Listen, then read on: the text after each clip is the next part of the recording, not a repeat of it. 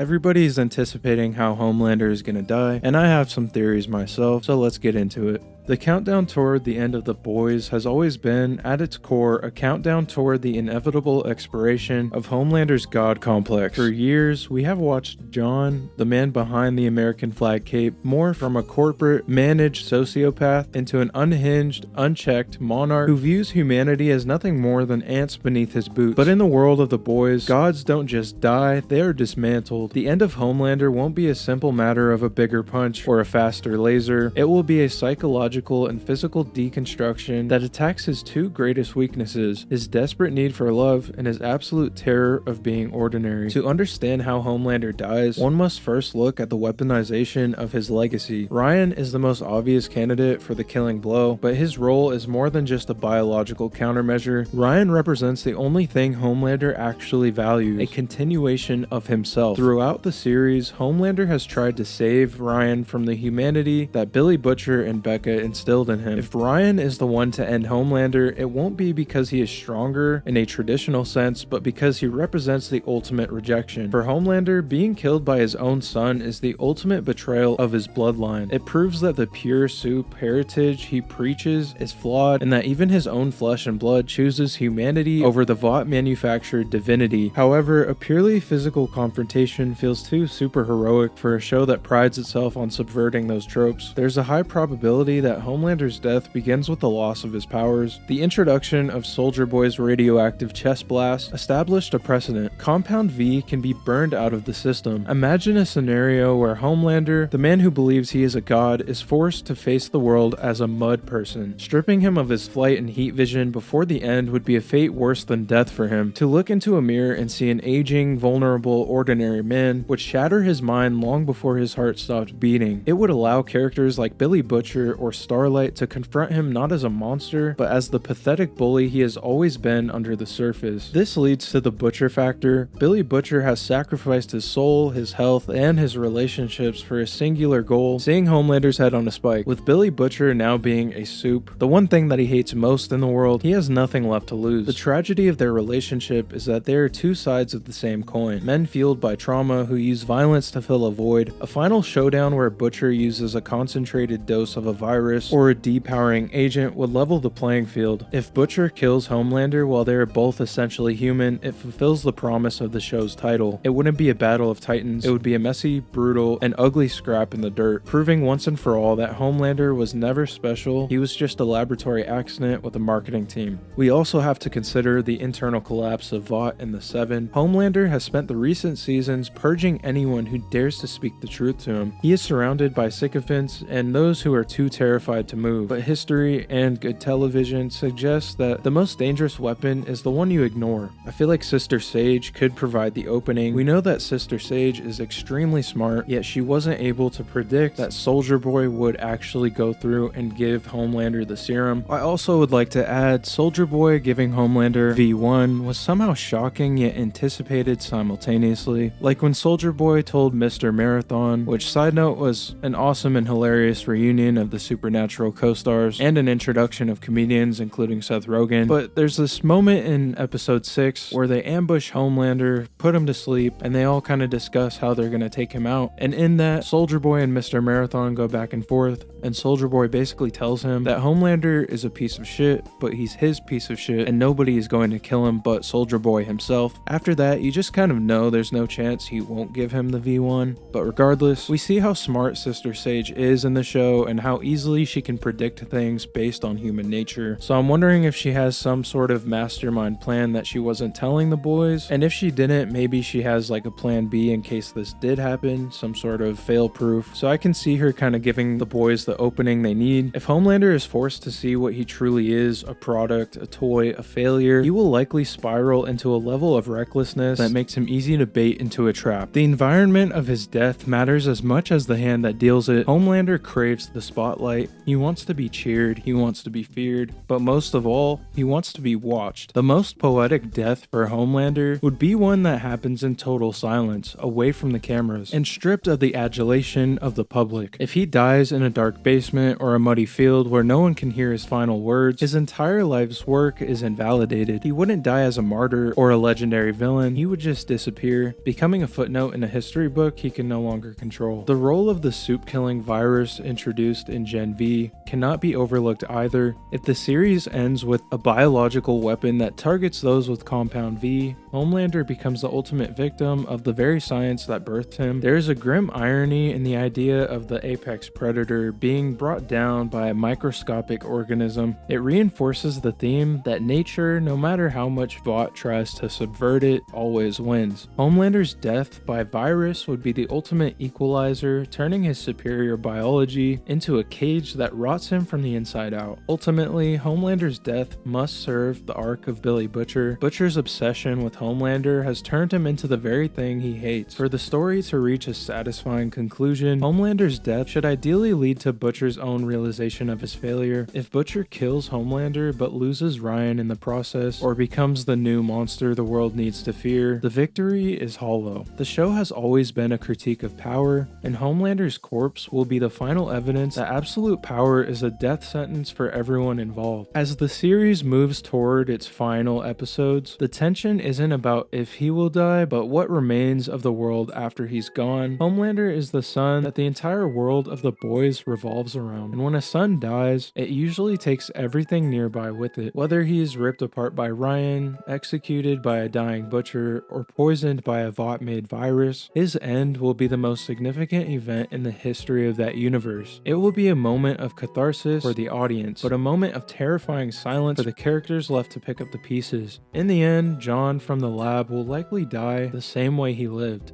screaming for an approval he never earned and fighting a humanity he could never understand. His death won't be the end of the world's problems, because Vought and the corruption of power will always find a new face. Just like Edgar said, there's always an ongoing fight of supply and demand, but it will be the end of the greatest mistake the world ever made. The flag will fall, the cape will be stained, and the man who thought he could fly will finally discover the true terminal velocity of his own hubris. The home in Homelander was always a lie. He never had a place where he truly belonged, and in his final moments, as the light leaves his eyes, he will finally be where he belongs. Nowhere.